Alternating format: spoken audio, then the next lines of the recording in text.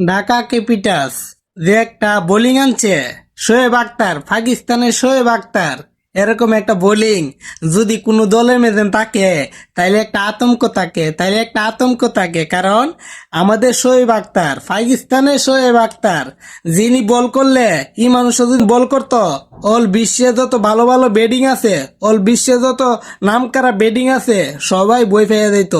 এবং কি ইনি যে কত মানুষকে আঘাত দিছে, কত মানুষকে ব্যথা দিছে বল করতে গিয়ে, সেটা কত মানুষের ব্যাট ভাঙছে এবং কি কত মানুষের ব্যাট ভাঙছে এবং কি কত মানুষের ব্যাট ভেঙে ফেলেছে। তাইলে বলতাছি এরকম একটা বোলিং, এরকম একটা কোচ যদি একটা টিমের মেজেন থাকে, এই টিমটা হয়ে থাকা একটা আতঙ্ক।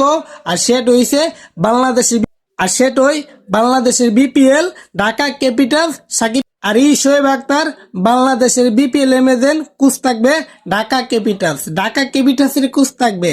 তাইলে বুঝেন, এবার বুঝেন ঢাকা ক্যাপিটালস কি একটা ফাওয়ারে চলবে, ঢাকা ক্যাপিটালসের বোলিং কি একটা ফাওয়ারে। তাইলে এবার বুঝেন ঢাকা ক্যাপিটালস কি হইতে যাইতাছে। শোয়েব আক্তারের মতন একটা কোচ থাকবে। ঢাকার যত বোলিং আছে আমি তো মনে করি একটা বল করবো, একটা বল করতো না, একটা ফারোমানিক মারবে, একটা বল করতো না, একটা ফারোমানিক মারবে। তাইলে এবার বুঝেন শোয়েব আক্তার থাকবো ঢাকাতে, ঢাকার হয়ে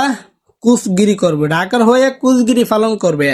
তাইলে আবার বুঝেন ঢাকার যে বোলিং আছে, ই বোলিং তো একটা বল ছাড়তো না, একটা বুম ছাড়বো যেখানে শোয়েব আক্তারের মতন একটা কুচ আছে।